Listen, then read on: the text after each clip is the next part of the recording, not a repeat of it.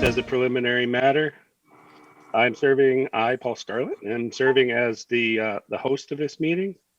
And I just want you to permit me to confirm that all members and persons anticipated on the agenda are present and can hear me.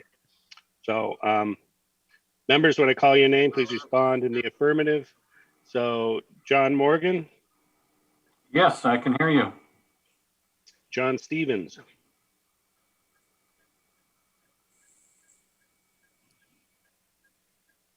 Is he on mute? He's there. No, he's not muted either. I can see him. He's, wait a minute, we got another attendee, a third attendee. What do we have here? Andy. All right, allow Andy to talk. Andy, can you hear me?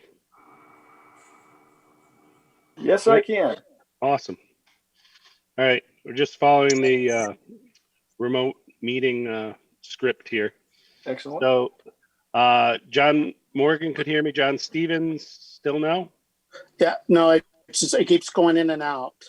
Okay. I'm going to try one more time and kick myself off and then try to get back on. Okay. Let me see what happens. Brad Schleipak? I hear you. Excellent. Bill Nicholson. I can, Paul, but you are kind of breaking up. You're kind of in and out. I don't know why. I've got my headset on. Usually works fine.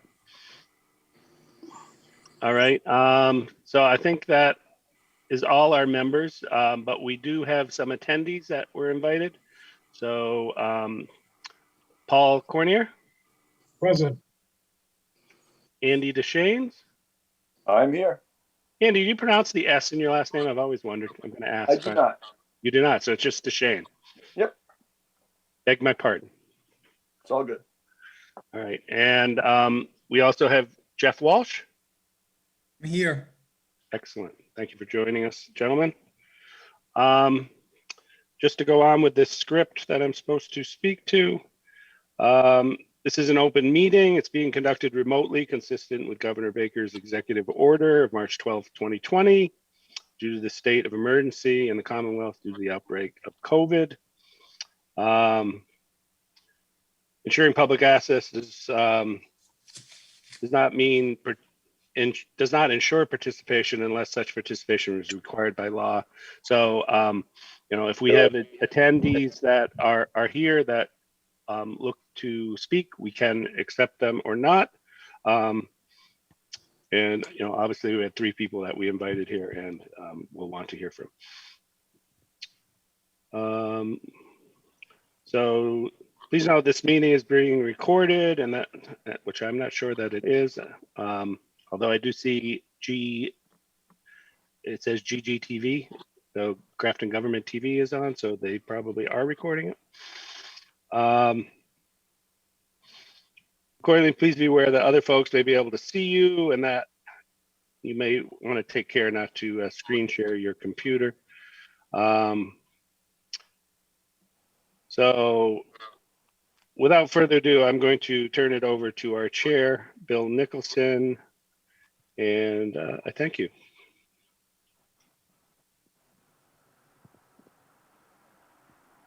Floor is yours, Bill. Bill's frozen. Thanks, Paul. I think, as we all know, we're speaking tonight because we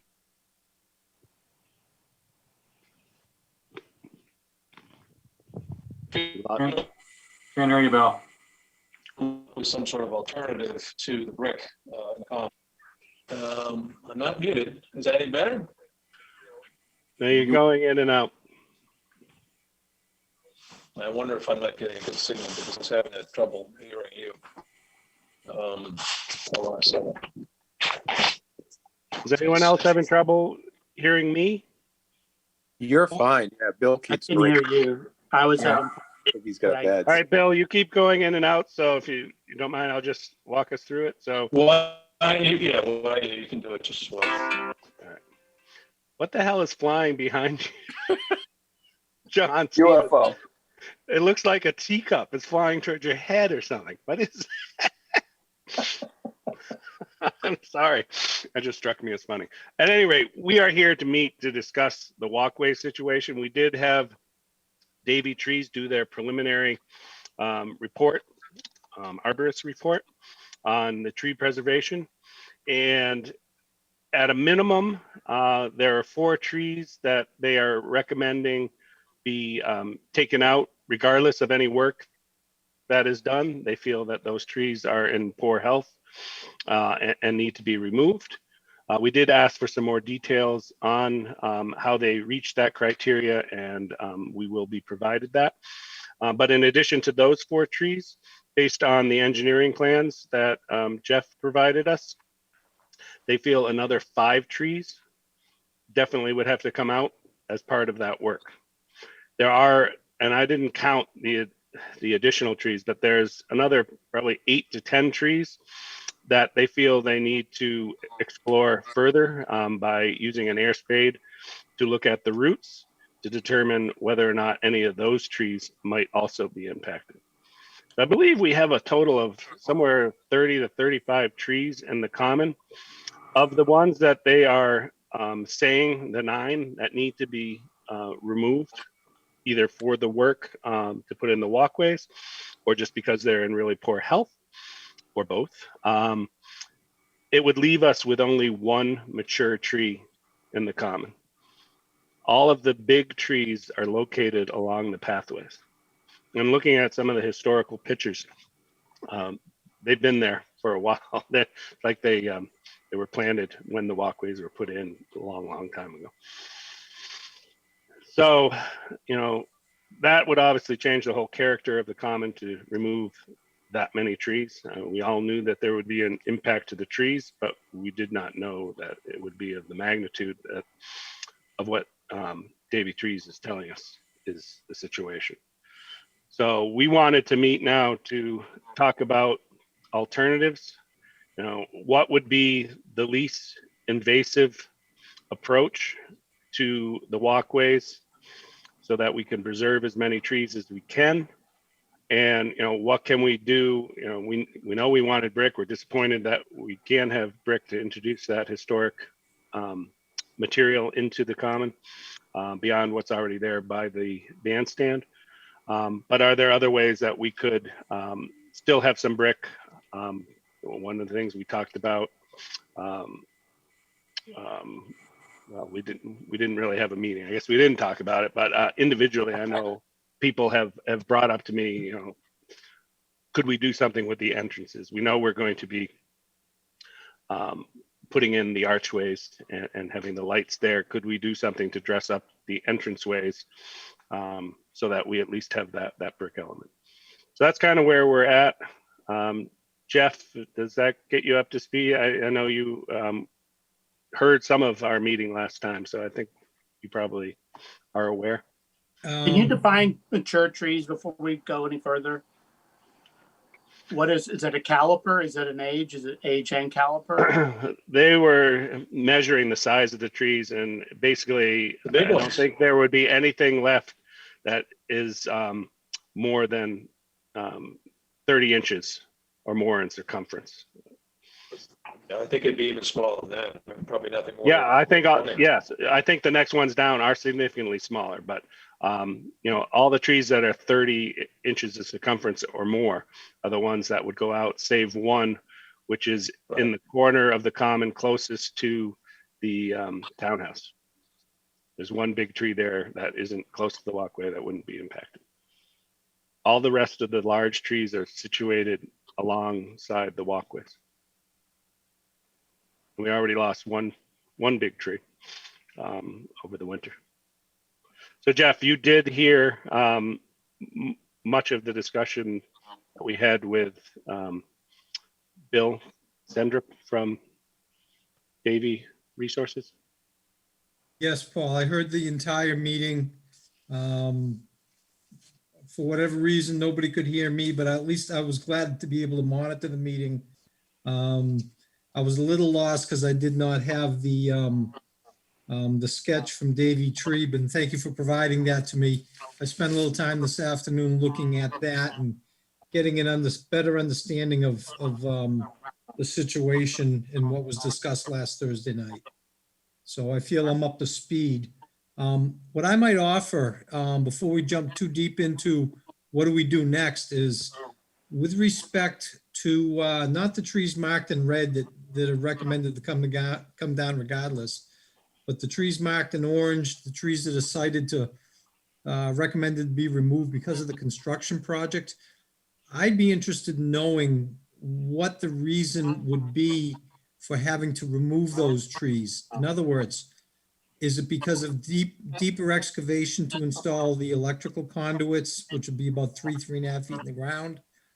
Would it be because of digging out to provide a gravel base below the brick? Or is it just the fact that any disturbance, even if it's remove the asphalt and replace the asphalt with brick without changing the base under the asphalt? That would help me better understand if what alternatives might be available for this project. Well, I know that Bill Stendrop during the meeting kind of asked that question. He basically said any excavation is going to cause disturbance to the trees. And the further down we go, the more we will likely have impact to them. Although he did also point out that a lot of the roots are near the surface. But, Okay. obviously you have to be able to replace what you have there. So there's going to be some impact. I don't think there's any way we can redo the walkways, which need to be done, without disturbing the trees to some extent. But my question, and this is something that we could get from them, is say what is the least invasive in his mind? Would it be to remove the existing asphalt top? Maybe the few roots that we see that are already raising that surface up, address those, knowing that there are others that will grow over time, and we'll do the same thing, but at least we'll address the immediate issue and buy us time until that happens again. Yep. But I think the less excavation we have to do, the better off we're going to be for the trees. Understood. And to that point, I'm just going to think out loud a little bit. Possible alternatives is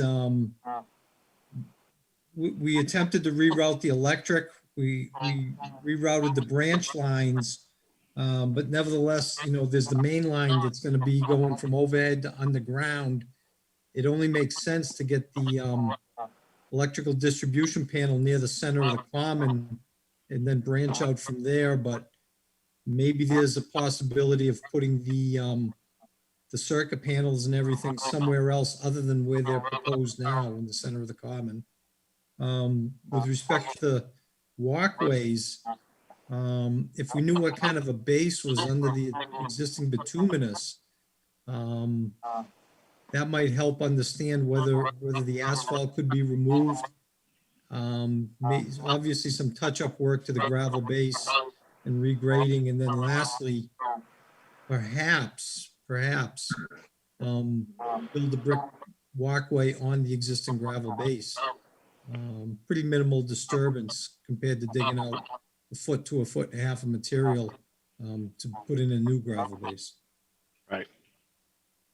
So in your viewpoint, is asphalt, just redoing the asphalt, probably the least invasive, or would doing like a concrete be about the same?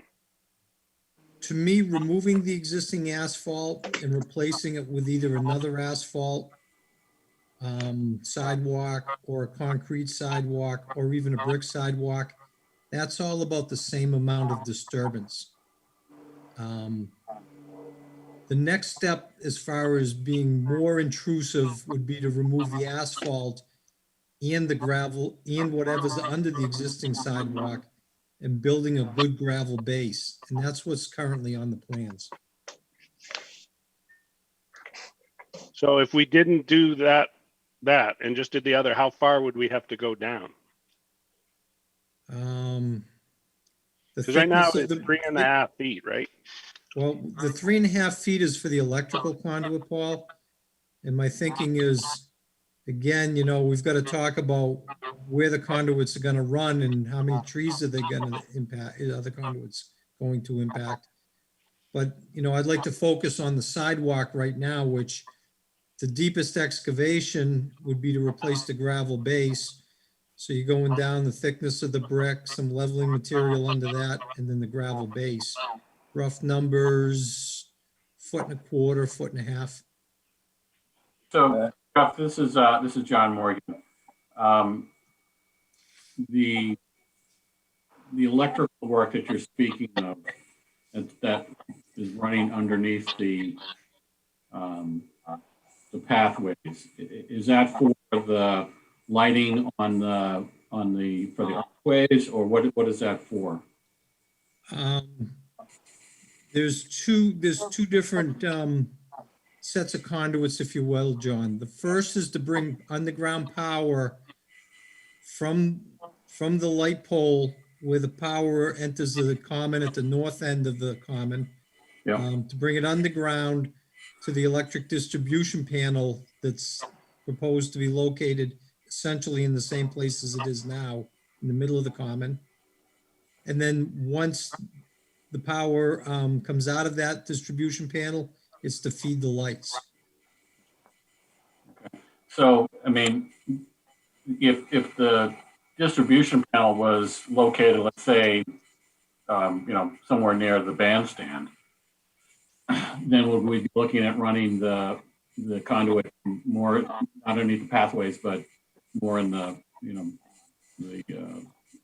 green space area of the common?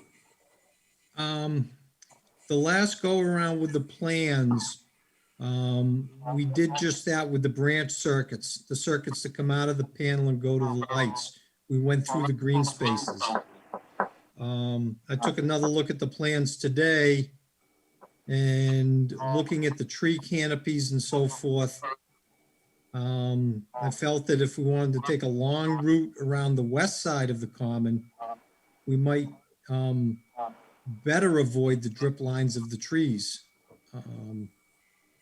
That's the side towards the Congo Church. That's correct.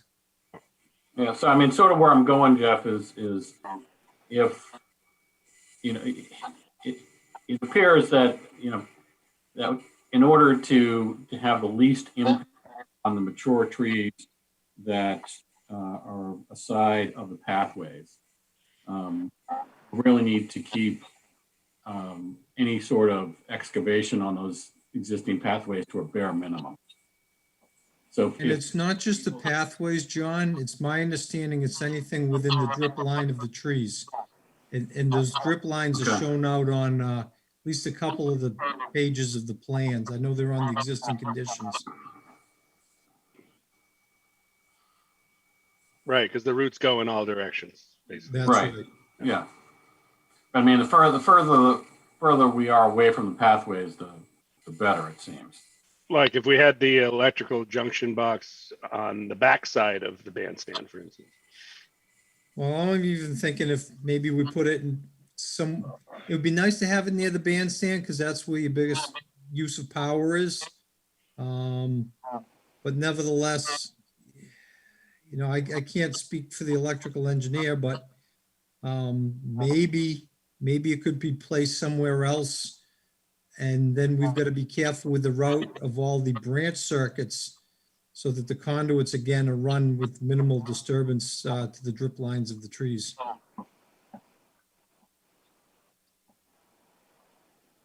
Okay. We'll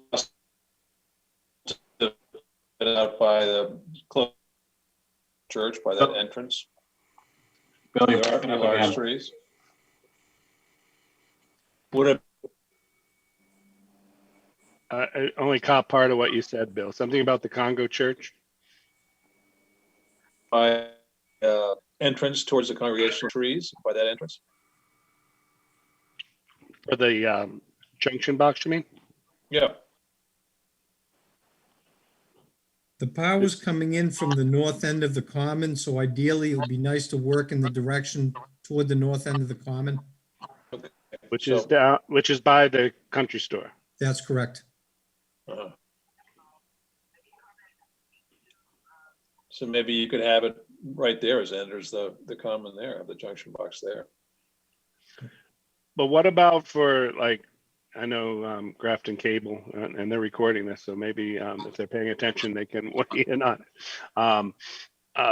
What they would be using those the junction box for? I mean, is it something that they have to have by the bandstand?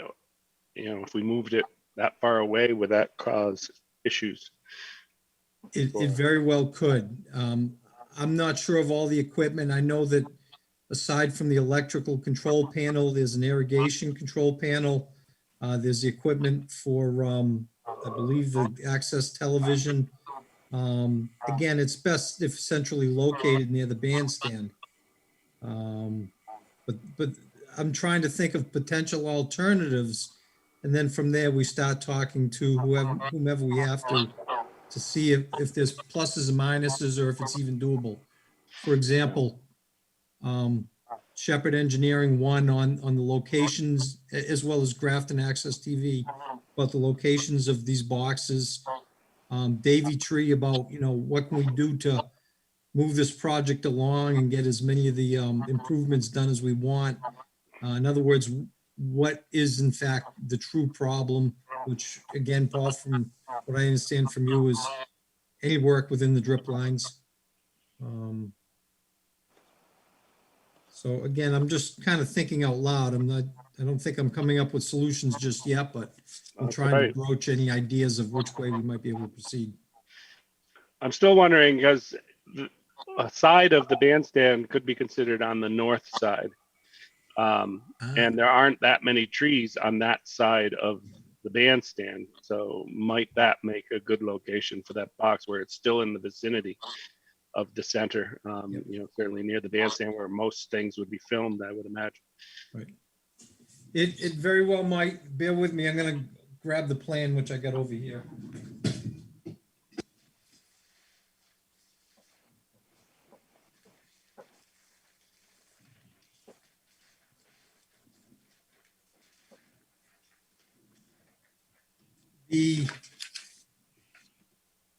If we come from the north end of the bandstand and bring power to it from up by the country store, which we have to, we've got two very large trees that we have to pass under their drip line. They're trees number 30 and 32. Yep. Where does that line originate from? The utility pole up near the country store. Okay. So could we move away from the pathway when we go underground so that we're away from the drip line to, you know, if you're facing the bandstand to the left of those trees and then bring it down? It looks like we could, but it's a big, long route way over to the west, over toward Millbury Street and around. You'd be threading the needle, if you will, between trees number 1 and 2 and between trees number 5 and 6. You said west side, I'm thinking east side. Yeah, but there's two drip lines that basically cover the entire northeast quadrant. The north end of the northeast quadrant. Trees number 30 and 32 are both very large. How far does the electrical line have to go down? Does that have to go down that 3 feet? Or Yeah, I 3.5? think it's got to be about 3 feet of cover. So it might even be a little bit deeper. Yeah, because it looked like 3 feet and then there was still stuff below it on your drawing. That's right. That's right. Paul, can I offer something as Paul Canoyer? Please. National Grid, as we all know, is going to be relocating that pole that has a street light on it. Yep. They're moving further south on the common back, you know, up towards the library. And they're moving the pole and the street light. So there'll be power on that pole almost, you know, towards that east entrance. Yeah. So I don't know if that would be, if we could find out from them if that's, or from the electrical design team, if that's going to have enough power to power what they require. I'm not sure. So. Yeah, maybe if we rerouted the above ground wire that goes into the common today over to that pole, still above ground, but not going through the common, I don't know if it can, or maybe it would cut a corner of it. And then you could go underground from there. Right, Because because there's no tree there right now, right? Other than a stump that you gotta. correct, you are correct. So, and just a thought. That's a good thought. Yeah, Paul Knoyer, is that the tree that's basically across from the Grafton Inn? Used to be. Yeah, but the one that fell down. there was a giant one that fell. Right, So- but I'm sorry, the utility pole, the one Yes. that's being relocated, is that across from the Grafton Common? Yes, it Yes. is. Yes, it Okay. is. And which way is that getting relocated? Just closer to the east entrance. That Moving works down. very well because there's no trees down in that area. Correct. It's a great idea. So if we can bring power off, and that's getting its power now from the same utility pole we were trying to get the connection from. Yeah, it's just the one street light feed. Yeah. So we'd have to get confirmation from the electrical designer that that's all the power they require.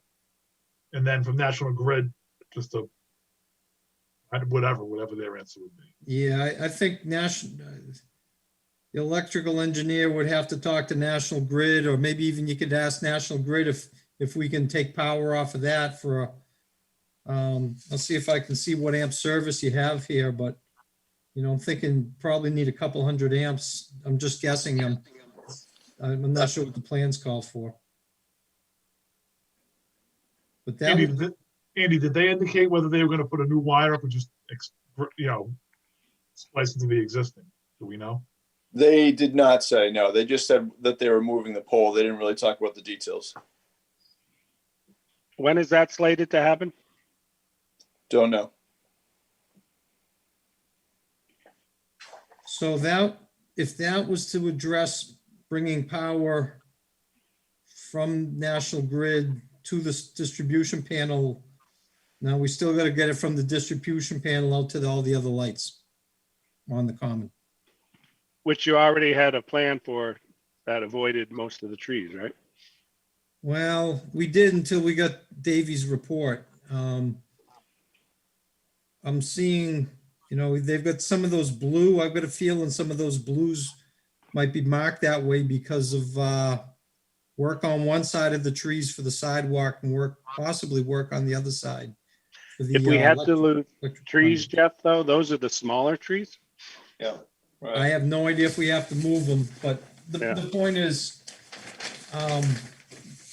right now we have what we think is the best direction we're going with the branch circuits by going, cross country over the lawn. But I'd like Davies' take on if those are a problem for the trees or not.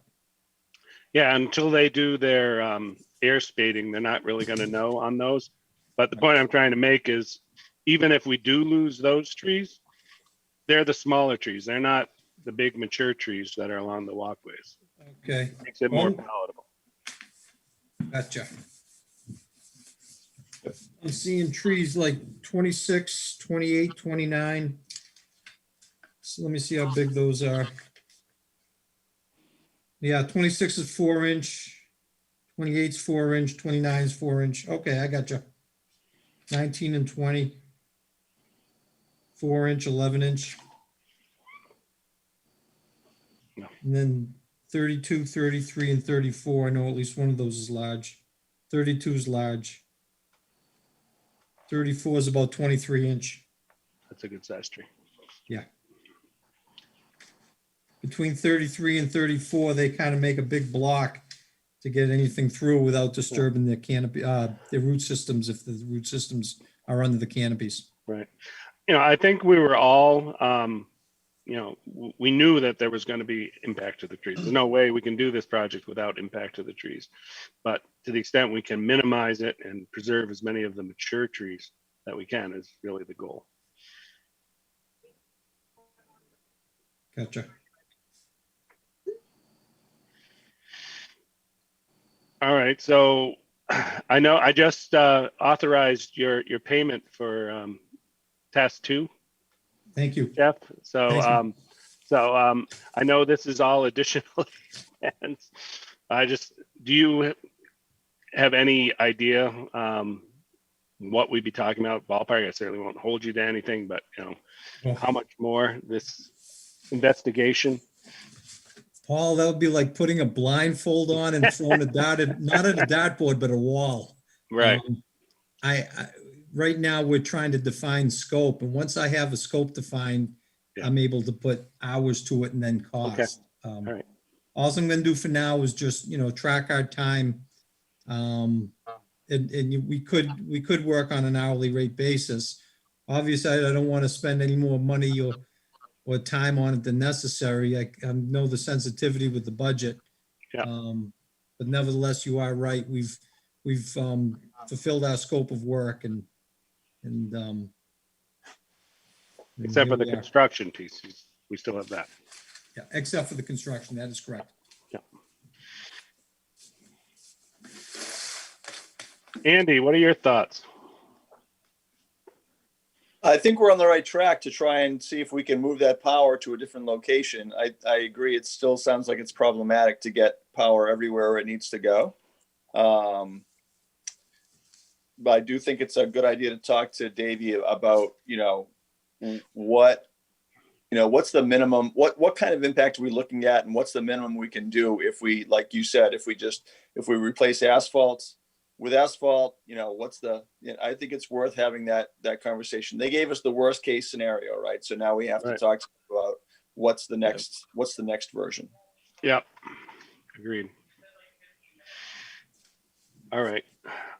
So I can certainly reach out to Bill and ask him for his input on that. Jeff, from your standpoint, what's your next step? My next step is I'd like to talk to Shepherd Engineering about what they feel the possibility is of taking power off that utility pole that's going to be located.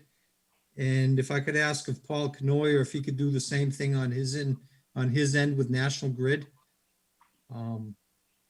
The other thing we've got to do is we've got to figure out cable TV and so forth, and how do we get their cables over to this central area as well once we reroute the power. Right, because they end right now at the existing box, right? Yeah, yeah. Do we know what direction those came in? Because those were laid not that long ago. I do not know. I was assuming that they're overhead the same way the power comes in right now. Oh, they could be. I don't know that. Yep.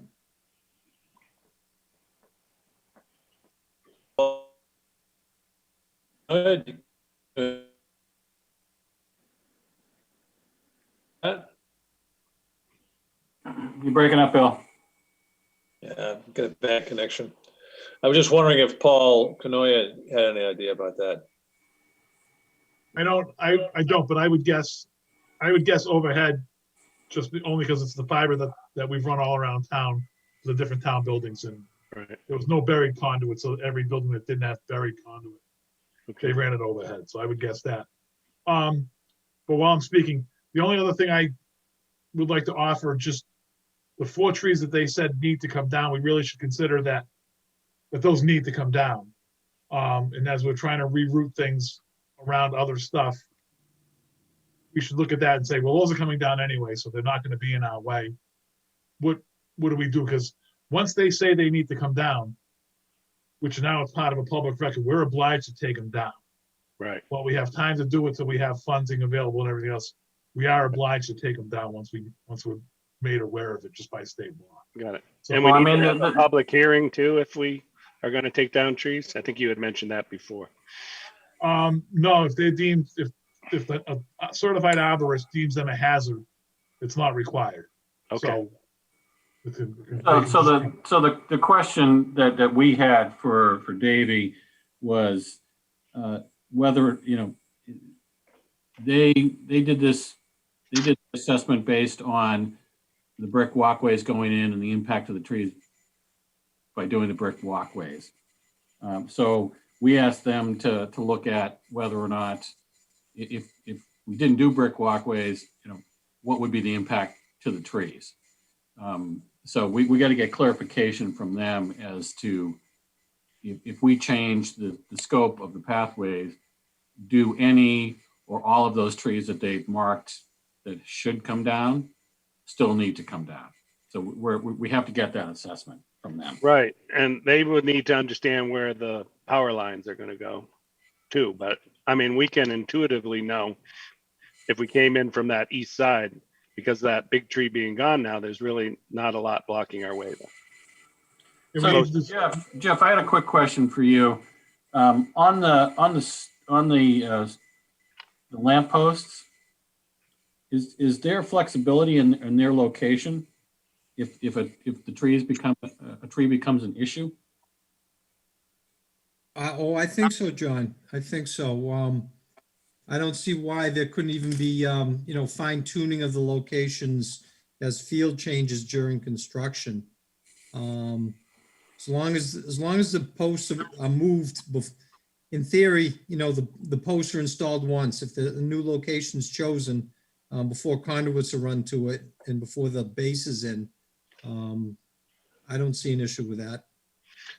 We would want them along the walkways though, no matter. Well, yeah, but I mean, if we needed to move one, a couple of feet one way or the other, I just want to know if we have that flexibility in order to potentially save a tree from having to be taken down. That kind of leads me to a somewhat related but mostly unrelated question. The archways, do you have in the plans, Jeff, where the wire will go to feed those archway lights? So in other words, does it show bringing the electricity to the entrances? It does. It shows bringing the electricity to the entrance, and there's some language about coordinating with the installer of the archways and so forth. But on sheet ES2, there are conduits shown being run to each of the 4 locations where the arch lights are going to go. Okay. I had a meeting with the gentleman from the Ironworks company and the lighting company today, so that's why. Oh, good. I was asking about that, yeah. All right, so you need to talk to Shepherd Engineering, Yes. and Paul needs to talk to National Grid. Roger that. And I'll talk to Paul as well. And yes, that would be good too. Coordination is always a good thing. So, and then I will talk to Davy Resources. I mean, and I guess the other question is what are the alternate, surfaces that we can use other than brick? I think you've got, regular concrete. You have concrete that you can add pigment to color it. You have stamped concrete that I think that adding the pigment doesn't add a huge amount to the expense, but I think stamped concrete is, from an expense standpoint, is more in line with brick. Just it's a labor intensive process. And then, asphalt, of course, and then we still have, stone dust that we could consider. Is stone dust considered handicap accessible though? Well, no matter what we do to change it, we're going to have to go back before the Disability Commission. I don't know that stone dust is not, but I think it's a maintenance issue more than anything. Right. Paul Canoia, what about that treatment that you have going across the pathways in the center already, going from the library over to the inn and so forth, those walks? Is that expensive? I know it's not going to last forever, but if nobody's driving over it, I would think it would last quite a long time. It's thermoplastic, that material. So the walkways he's talking about, Paul, there, the library and by the, Yeah, they radiated the road, heated up the road. Jeff could probably elaborate more because it was his design, I think. And it really is just glued down. Yeah. And how we'll look at a large expanse like that, I'm not really sure. Yeah. I got a feeling it's gonna be cost prohibitive. I don't remember the cost of the 1, 2, 3, I thought it was 4 crosswalks, but nevertheless, we're north of $10,000, maybe well north of $10,000 for just those few crosswalks. To do the entire common, I think it's gonna be very expensive. Okay, good to know. I kind of like was the a- idea of a pigmented concrete. So it doesn't look like regular concrete and you can maybe make it earth tone. I don't know what, go ahead, Jeff. I'll throw a couple ideas out. Mass DOT did a lot of work along Route 9 in Shrewsbury and up Belmont Street into Worcester. They used some colored asphalt at some of their crosswalks. Didn't seem to hold up too well. Some of that work was done by others at WPI at some wide crosswalks. And those were only a few years old when they were torn out. And so I don't think those lasted. And again, that was the colored asphalt, not concrete. And then down at Mill Villages Park in South Grafton, there was a process used where it was a heated epoxy. I don't know what the price was on that. But they actually milled out about 3/4 of an inch or an inch of the top asphalt and poured hot mix and stamped it. Those things are probably, I don't know, I'm guessing about 8 years old now. I know a little bit is broken up here and there, but I haven't been by lately to have a good hard look at the condition after this 8 or so years. So that's a stamped concrete that you're talking about? That's a stamped epoxy. Stamped epoxy. I never even heard of that. Yeah. So it's like glue? It showed up in the truck extremely hot with the oven running, and they took it out in wheelbarrows, had staging set up, would pour it, screed it, and stamp it almost immediately before it cooled. And they worked a section at a time. I gotta admit, I haven't seen that. Has anyone been down there to have I have not seen what either. it looks like? We'll have to take a look at Mill Villages. That's not the whole park, is it? It's just a portion of it? No, there's 2 crosswalks in Main Street, one at each end of the park. Oh, it's the crosswalks that are like this. You got it. You Okay. got it. Just food for thought. That type of material, again, the pigmented asphalt is a possibility, and my guess is that might be the cheapest. If you're gonna think about going with the epoxy, again, I'm thinking rip out the asphalt sidewalks, pave them, but pave them in such a way that they could be topped with that epoxy if that's the route taken. That sounds labor intensive though. What about just like a stamped concrete, but a pigmented concrete where they add pigment to color it? We ought to talk to the guy over at the country store. He'll tell us all about those things. I know it needs a sealant to keep the color fresh, but I do know there's a gentleman on, I think is it Oak Street? What's the street that the St. Philip's Church is on? Is that Oak Street? Church Street. Church Street? Church Street. So there's a gentleman up towards the Common. If you were coming down from the Common on Church Street, it's a gentleman's house on the right that he did that. He has a pigmented concrete and it came out beautiful. Yeah, I think what it is just like you say, Paul, it's concrete, it's colors added, and it's stamped. This wasn't even stamped. It was just, Oh, it was just the color, okay, Yeah, just the color. yeah. So you can stamp it so it looks like brick, right? Yes, that can be done. It could. I mean, that's what was done in front of the townhouse. That's a stamped concrete. Unfortunately, the contractor that did it wasn't very skilled at it. It's not the best job. But if you want to get an idea how that wears, you can see it there because Okay. coloring has come out of that quite a bit. That's the one problem with anytime you add color, whether it's asphalt or concrete, from my reading, is that it fades and there's a sealant you can apply, but then, that has to be done every few years. Gotcha.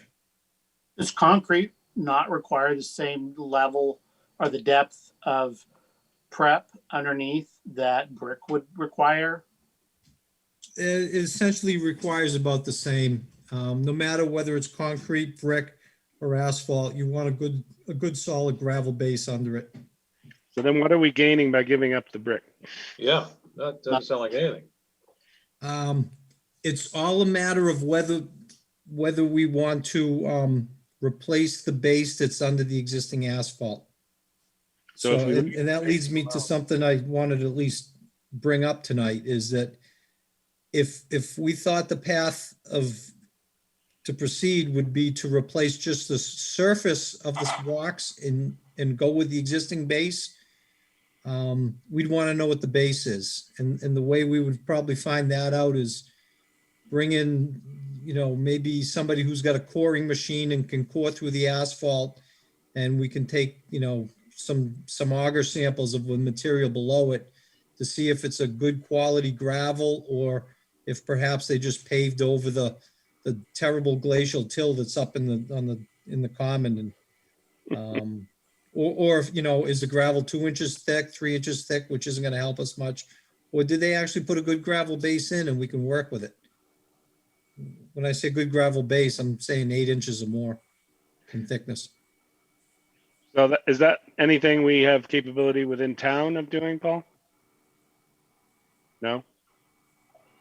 Now, No. we could do a test pit if we wanted to, with a backhoe, but that, it's gonna be really destructive. Yeah, that would make a big mess. Yeah. I was on a job a couple weeks ago. The paving contractor was set up to do cores. That's not uncommon, where they core the asphalt to look at the thickness of the asphalt. And that's essentially what we'd be doing. I know Yankee Engineering, a geotechnical company out of Worcester, has that capability. That would make sense, I think. Yeah. Yeah. And it's not nearly as obtrusive as digging a hole with a backhoe. And my thinking is, if we're going to do something like this, we'd want to get a sampling of cores and augering. Once we core the asphalt, sample of augering of the base material under the asphalt at various locations along the common. So, I'm thinking a half a day, 3/4 of a day, maybe up to a day of that kind of activity. So would you be able to coordinate that and have that be like what Shepherd was, and we add that to your fees?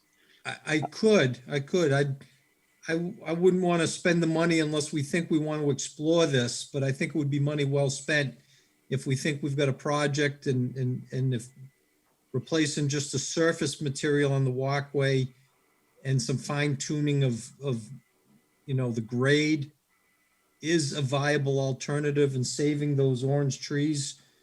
And then I could talk to Yankee and give you an idea of what the price would be. I from my perspective, that makes perfect sense to do that. I mean, it might be money well invested. I agree. It's just a big unknown if we don't, Any idea what it would cost for a day's worth of their services? Not right now, Not John. really, No. definitely. I mean, it's I not mean, a thing. I think we need to figure out if there is an option to just simply remove the existing asphalt that's there, work with the base that's in place, and replace it with whatever we end up replacing with, whether it's some sort of asphalt or some of the other options that we've discussed here tonight. So I think we need to find out what the baseline is. So yeah, I know. Are we all in agreement of that? Do we need a vote on it, or everyone? If we're spending money, we should be voting, yes. All right. So can we get a motion then to allow Jeff to explore having someone take core samples to determine the base, so we can have some directional input on how we go? Yes, I'll make that motion, Paul. Well, okay. Do we have a All second? those in favor? I'll second. All right, Brad seconded. You need a roll call. Yeah. You want me to do it, Bill, or you want to do it? Can you hear me? Right Who's- now who's we in can. favor? All right, good. Who's in favor of this article? We have to roll call. We have to roll call. So All right, Stevens, Aye. Nicholson, all right, Morgan, Aye. Schleipback, Aye. Scarlett, aye. All right, that sounds unanimous. So Jeff, you are empowered to explore that. If you can loop back with us what the cost will be before we move forward with it, that would be good. Understood. I will not give anybody authorization to proceed, but I will make contact with them and one, confirm that they can do it, and two, estimate of price. Yeah. One thing we all need to bear in mind is that time is of the essence. We want to go out to bid in January. It is now nearly October. We do have most of the engineering plans done, except now we want to change them. So I don't, the faster we can get this done, the better off we are. Absolutely. Understood. All right. So anything else on this topic? I have nothing. The horse to death. All right, so Paul Cornier is going to reach out to National Grid. Jeff is going to reach out to Shepherd Engineering, and I think you said Yankee Engineering. That is correct. And I'm going to reach out to Davies, through Bill Stendrop. And then, we can reconvene when we've got, if you want to if you guys want to funnel it through me, and then I will, or copy everyone. Maybe that's the easiest way to do it. Copy everyone. Okay. All right. So moving on to another subject, I mentioned that I met with the gentleman who I know, Jeff, you worked with on the lighting, Paul Abdella. Okay. And he actually worked with Nick. I actually reached out to Sternberg Lighting. That's the manufacturer of the lights that have been spec'd. Okay. And they put me in touch with Paul, who actually works for OmniLight. Yes. And so he hadn't really quoted lights for the archways because we were doing it separately. So I was talking to him about it, and really like the lights that we've chosen. Has everyone had a chance to see the lights that were spec'd? I can forward the spec sheet after the call, but it's very much like the lights that you see around the Congregational Church. It's also very much like the light that you see at the townhouse. The one issue we had is the lights they're designed for a lamppost, and obviously they got to be customized for the gates. So we wanted to make sure that was workable. And we think we came up with a solution for it in our meeting today. Basically using, we're trying to not void the warranty on the lights. If we start cutting into the light and whatnot, it could do that because it's set up for a post, so the lights are at the bottom, the wires come out the bottom. But when we put it onto the archway, the wires are going to actually come up to the side because he's looking to match what was originally there. So basically, it's a coach light, if you will. There's metal on the top, there's glass on the bottom, and where the archways would meet would be right above the glass. But in order to get the electricity down there and have those work, he needs these tenon arms, which are basically it'd be thin tubes to feed the wires down, which isn't unlike what you're going to see on the post, and you'll see it when I forward you the pictures. So these lanterns, they're a coach lantern, but then to provide added support on the post, excuse me, there are 4 metal tubes, if you will, that come down that affix to the post just to make it sturdy.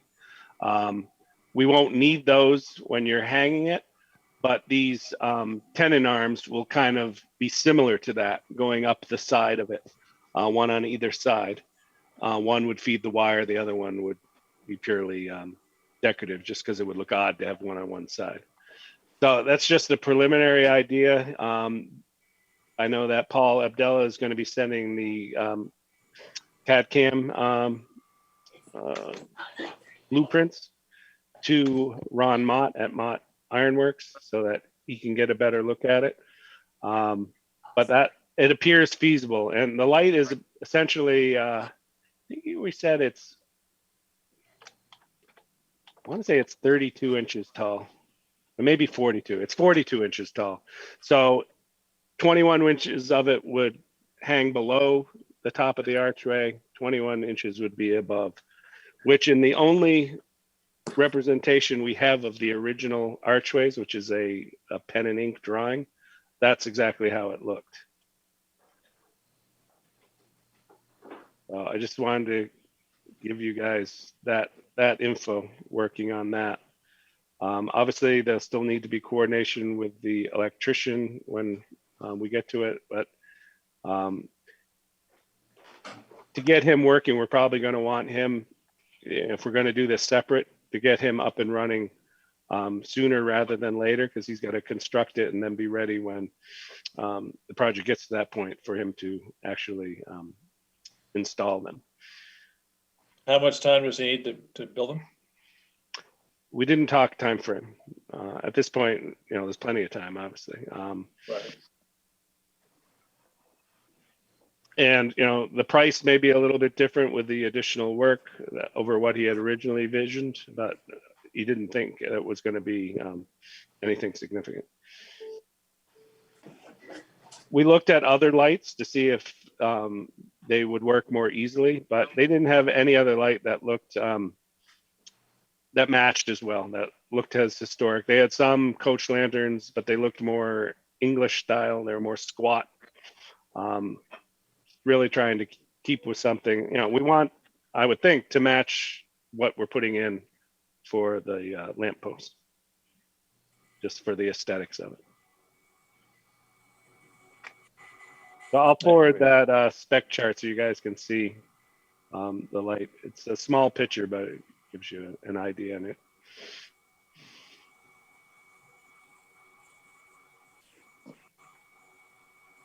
All right.